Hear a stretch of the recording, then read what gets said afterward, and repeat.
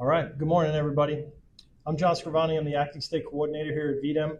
I want to welcome you all to the State Emergency Operations Center. This facility serves as the hub for emergency operations and emergency support and for the Virginia Emergency Support Team. Sorry, I should have had you all sit down. All right, everybody's good now.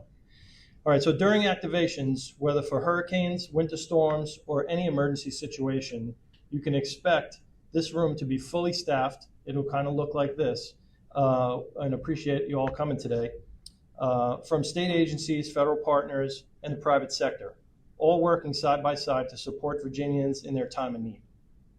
I'd like to draw your attention to the space behind the glass of the back wall. That's our situational awareness unit. Our situational awareness unit operates as a state warning point. They operate 24 hours a day, 7 days a week, and play a critical role in monitoring threats, issuing alerts and warnings, and managing resources and supporting emergency communication statewide. We've gathered here today to mark the start of the Atlantic hurricane season, which begins on June 1st. In a few moments, you'll be hearing from the National Weather Service, who will talk through this year's seasonal outlook and help us understand what might be expected in the current weather patterns. We are also honored to be joined by Governor Glenn Youngkin, who will be sharing important messages about how Virginians from families and businesses can be prepared to stay safe during this hurricane season. Preparedness is not just a local concern. As we have learned from firsthand from last year, these storms can impact communities far beyond our shorelines. As we lean forward,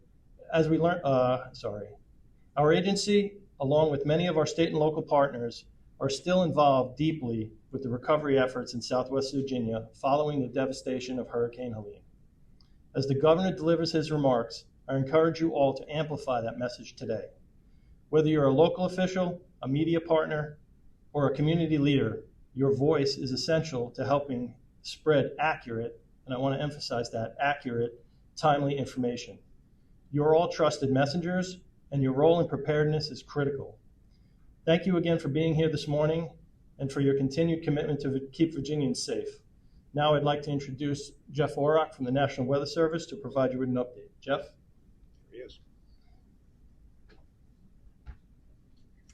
Hey,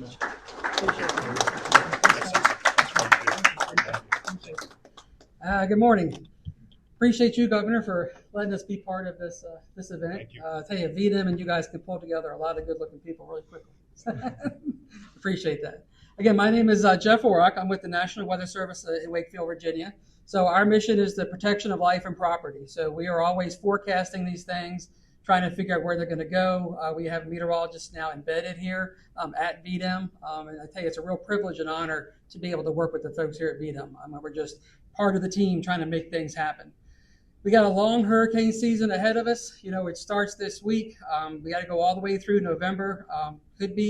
We'll see how the season plays out. We'll just kind of jump right into it and see how this may play out for this year. So this is the official NOAA outlook for this season. And it's a lot of numbers. I mean, you see the numbers there, 13 to 19 named storms. Normal is about 14. So that would be considered to be a normal year. And these numbers represent storms in the Atlantic Ocean, the Gulf of Mexico, as well as the Caribbean Sea. So this is kind of the whole basin. As far as the number of hurricanes they expect this year, about 6 to 10. 7 is about normal. Statistically, it's like 7.5, right? But how do you get half a hurricane? But about 7 is considered normal there. So normal to slightly above normal. And major hurricanes, that's wind speeds of 111 miles per hour or greater. About 3 major hurricanes, 3 to 5. And 3 is normal. So kind of right around normal to maybe slightly above normal.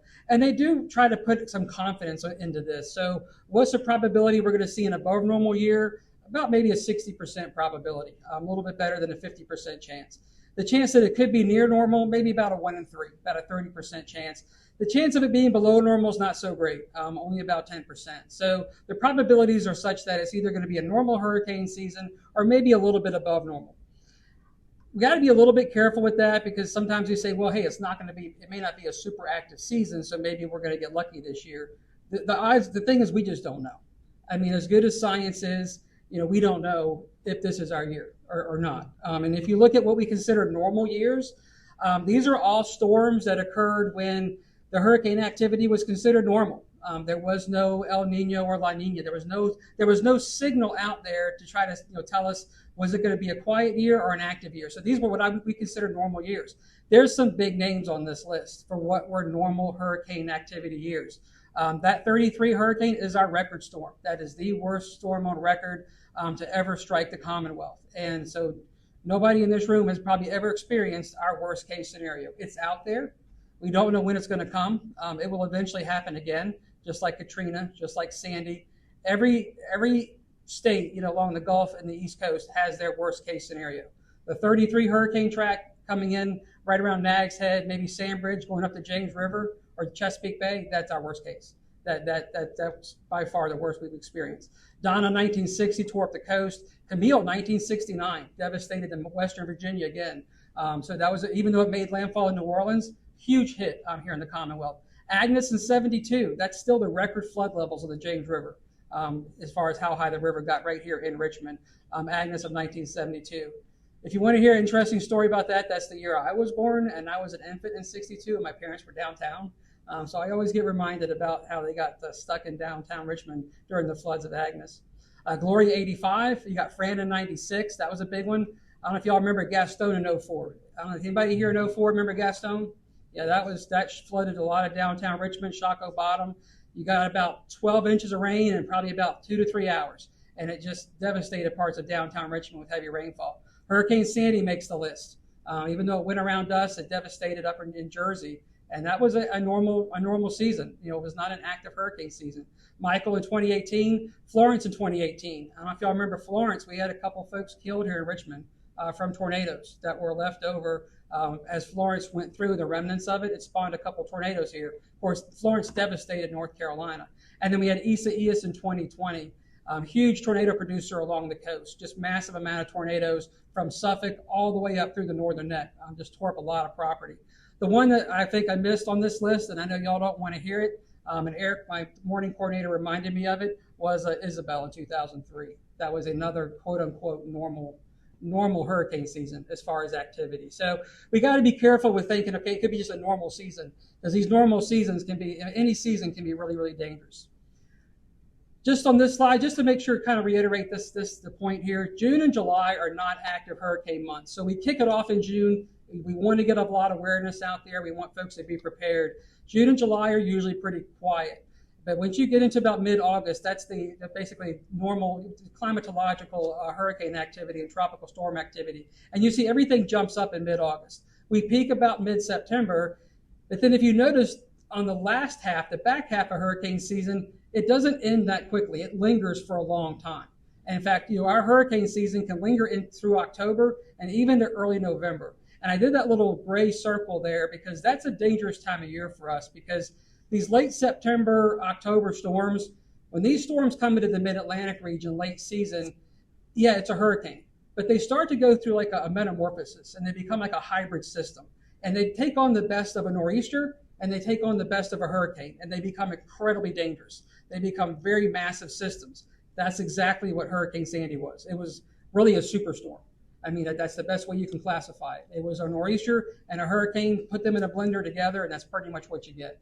So these late season storms like Floyd, like Sandy, they can be very, very dangerous storms because of basically the nature that these things take on as they come north. These are the names for this year. If you want to start office polls, you can try to figure out which ones are going to be the big ones. Some of the names on there. Somebody always has to point out that Karen's on the list, so I apologize if your name's Karen, but somebody always says, hey, there's a Karen on the list. We're going to have a Karen storm. But yeah, this is the list for this year, so we'll see how far we make it down the list. You do see some repeats in there from past years because the names were not retired. So if we don't retire the name, it gets reused. So some of these may look familiar, and they'll be used again this season. And with that, I just kind of wanted to throw up there the outlook again in case you just want to take a quick look at it. So we'll see how it goes. We got a long way to go. Don't get eased into maybe a false sense of security because June and July is quiet, because June and July is usually quiet. We don't usually start to get excited until we get into August and September and October. And if we can get through middle to end of October, that's when I breathe a sigh of relief. So we got a long way to go. We'll see how it goes. Thank you. Appreciate it. Thank you, Governor.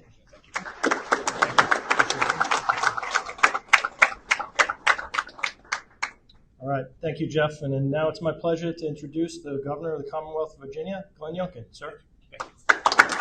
Thank you. Great. Jeff, thank you. And I deeply appreciate your professionalism. You've been a big part of our emergency response. And so thank you for always being available. And I just want to, first of all, thank all of you for being here. Emergency management and emergency response are oftentimes dumped into the same bucket. And it's a lot of the same people, but there's a really different task at hand. And all of you represent the backbone of our ability to prepare and manage ahead of time, and then to respond effectively when we have an emergency. And so I want to thank everyone. I particularly want to just start with our General Assembly members. And I know we've got Mark Early here and Ann Farrell-Tata from our House of Delegates. And so thanks to the two of you. And I see Senator Emily Jordan here as well. And I think that's who's here. I just want to first highlight the role of our delegate and Senate members. In the advance of a storm, we're tracking early. And most of them dissipate and go someplace else. They just do. But we're tracking early. We're on the phone early. We have governor meetings early. And we then jump in with all of our state and local officials. And I just want to thank all of our members in the General Assembly, because they are on the ground working with us immediately, both interfacing with the team you see in front of you here, but also with all the local folks. And so thank you. Thank you for always being on the phone at midnight or at 3 a.m. in the morning when we need you. And it's just hugely, hugely important. The second group of folks I just want to highlight are the administration leadership, and particularly our cabinet members. And so Secretary Craig Crenshaw, who's our Secretary of Veterans and Defense Affairs, and of course that's our Virginia National Guard, and Secretary Terry Cole is Public Safety and Homeland Security, and that is such a big footprint of what we have to respond with. But I also just want to highlight the rest of the cabinet that's involved here. Of course, it's Shep Miller with transportation, and it's Matt Lohr with agriculture. We've had so much agriculture fallout from Hurricane Helene. And of course, it's all of our health and human resources folks. And when we have an emergency, Secretary Janet Kelly from Health and Human Resources immediately jumps in to help coordinate. And so it ends up being a cabinet-wide effort. And I know that John Littell, who's our Chief of Staff, makes it all happen. And so, John, thank you for your leadership. We then have a huge amount of agency leadership. And that starts, of course, with John Scrivani, who you've met, who is our state coordinator. But then we move into all of the folks across, of course, the VDEM infrastructure, VDOT, and Commissioner Britch is here, the National Weather Service, who you've just heard from, State Police, of course, the Virginia National Guard, General Hubbard is here, our Department of Forestry, thank you. We just have a giant footprint that responds every single time we think there might be a problem. And then we dig into, of course, all of the local folks.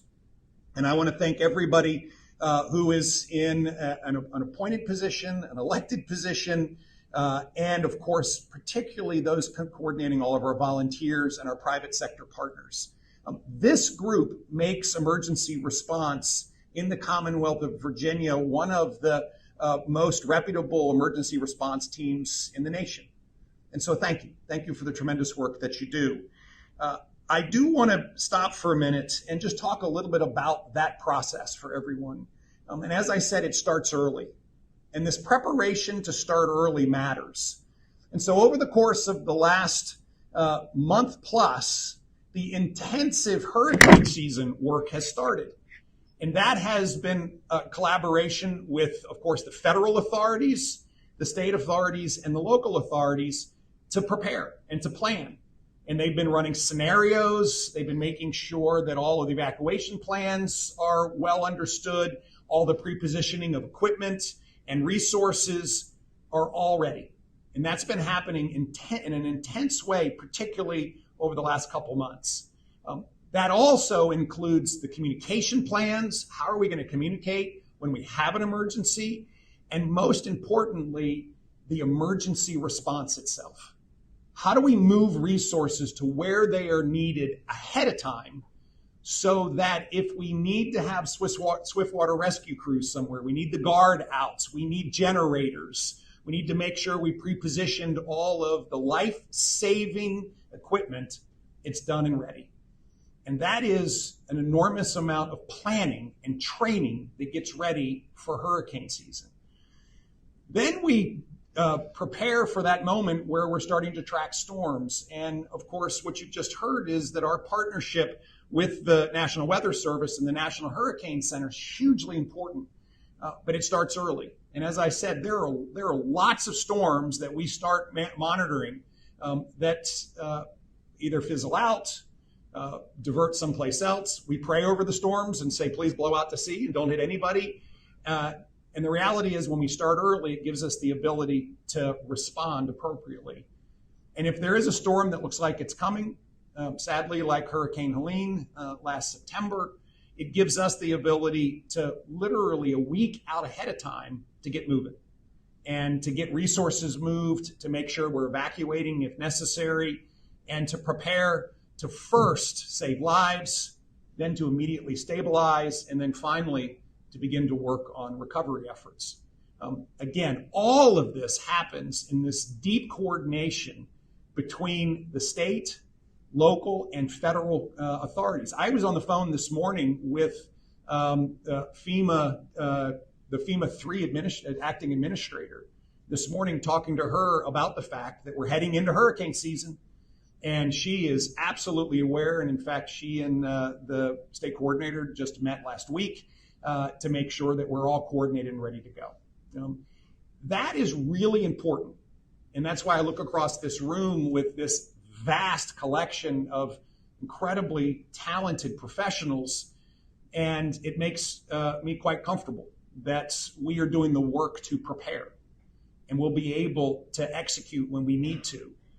And while we are dealing with Mother Nature, and Mother Nature always wins, I just want to thank all of you for your professionalism and your commitment to keeping Virginians safe. Now, as we head into this season, we can't help but reflect on last year.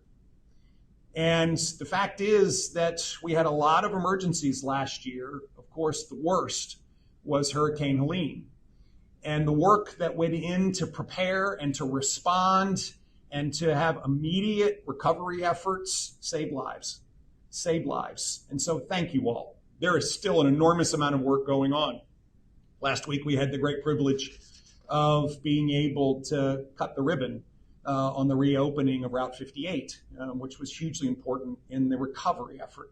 There's a lot of work still going on, and so I know all of you have that function as well. And so thank you all for your collective efforts. But what it also reminds us is that we are all in this. And when we see this great collaboration of state and local and federal government resources, along with our private partners, along with the tremendous effort from our utility partners and volunteer organizations, it's extraordinary what we can do.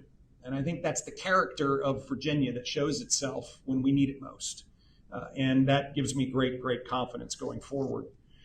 As you've just heard, the forecast is that we are going to have hurricane season. And it runs from June 1st to November 30th. And while there is a forecast in any hurricane season, we have to be prepared for that worst storm. We just must. We also have to be prepared for multiple back-to-back issues where we could, like Florida had last year, where they had Hurricane Helene and then shortly thereafter they had Hurricane Milton. And we were preparing for Hurricane Milton because we thought it might come up the coast. So these are the kinds of scenarios that we plan for. Averages are dangerous. And you have to prepare for those extreme moments where if we even have one storm, but it is the worst, we have to be ready to go. And that's what we're prepared for.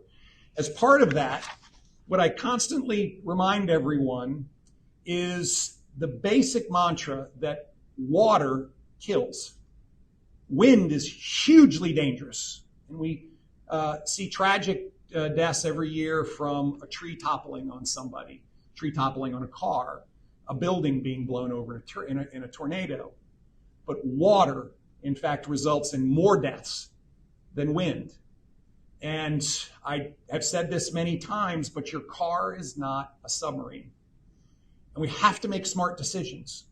We have to make smart decisions. And when we make smart decisions, we save lives, your own, but also the lives of our first responders. And if we can keep our first responders from having to be in life and death circumstances, it means that you are not in a life and death circumstance. And so I start there every single time. We have to make good decisions. There's three big buckets of preparation that I want us to talk about. The first is the heavy-duty instruction to prepare now. Then we'll talk about staying informed, and finally, making good decisions. So let me just start with prepare now. I'm urging everyone, create a plan. Create a plan. Create a plan for how you will manage your business, how you will manage your family, how you will manage an organization that you're part of, simply because you must have a plan. And to recognize that creating a plan is your responsibility. We have huge resources at Bay. And so for my friends from the media, here's big step one. Go to vaemergency.gov. vaemergency.gov. All the toolkit is there to start your plan. You need a plan. A key part of that plan are the evacuation routes and zones. Know your evacuation route and zone. And you can go to knowyourzoneva.org and find your evacuation zone and route. And if we have a big storm and we are issuing evacuation notices, it's really important for people to know which evacuation zone they're in, because it will dictate where they go. It will dictate what route they take, and it'll dictate what destination they should shoot for. And so having this plan, and a plan where you know your evacuation zone and route, is hugely important. And the second part of preparing is to strongly urge everyone to check your insurance. Make sure you have adequate coverage. Understand what it covers, because this is an important part of preparing. And then our hope and our prayer is you never have to use it. But have a plan and check your insurance. A business should check it. Homeowners should check it to make sure that they have insurance coverage in place to cover their needs. Okay, so that is prepare now. Second of all is stay informed. We do everything we can in order to push out notices. We prepare early, we pre-position resources and capabilities, and we communicate like crazy. And I appreciate our friends from the media helping us do that.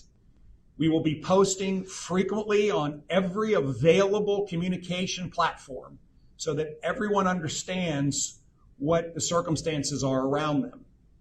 But it also is incumbent upon Virginians to stay informed. And when we have issued an emergency declaration, that means notice everybody, stay informed, because there is danger around us. And the third piece of this, after prepare now, stay informed, is to make good decisions. If you were told to evacuate, evacuate. Don't take silly risks. Again, your car is not a submarine. Do not drive through water. Don't do it. And finally, remember that our first responders are putting their own lives at risk in order to rush to danger. If you make good decisions, then we can help our first responders focus on those most dramatic needs. And that's also up to each of us. So prepare now, stay informed, and make good decisions. I want to thank our first responders for the work that you do. I see the extraordinary men and women who every day go to work with a badge and every day rush to danger. And the performance of our first responders during Hurricane Helene was a performance that stories are now being told of the heroics of our state police rescuing Tennesseans on the roof of a hospital, of our collaborative effort between the National Guard and, of course, Chesterfield County rescuers in order to perform swiftwater rescues real time. Our National Guard Black Hawk helicopters rescuing a man hanging onto a tree in a stream, rappelling down onto roofs of cars in swiftwater moments. Swiftwater rescue teams from across the state, leaving Fairfax County and Hampton Roads and coming to Southwest Virginia and performing countless rescues. And of course, all of the local sheriff departments and police departments and fire and rescue and EMS teams who do extraordinary work. These men and women prepare, train, and go to work. I also want to call out our dispatchers, who are the central repository of what's happening and where to go. And so I want to thank our dispatchers for the extraordinary work that they do as well. So as we head into this hurricane season, which starts next week, I just want to take this moment again to reiterate the need for us to prepare, for us to stay informed, and for everyone to make good decisions. And if we do this, we can't guarantee that there won't be a bad storm, but we can provide the best insurance possible that we will save lives, that we will address the challenges like Virginians do, and that we will recover and be better than we were before. Again, thank you all for the incredible work that each of you do. I'm looking forward to coming around and having a chance to visit with all of you here right after this, just to thank you, but also to make sure you've got what you need. But most importantly, as we prepare for an emergency response, I have great faith in the training that you have all undertaken so that we will respond with the professionalism, the effectiveness, and yes, the life-saving action that we know is necessary. And so with that, may God bless the Commonwealth of Virginia. May he watch over us during this storm season. May his peace be upon all of you, and may he equip us with the resources and the capabilities to respond. And most importantly, may we all respond in a way that is reflective of the training and professionalism that I see in this room. And with that, I have a big amen. God bless you all. Thank you.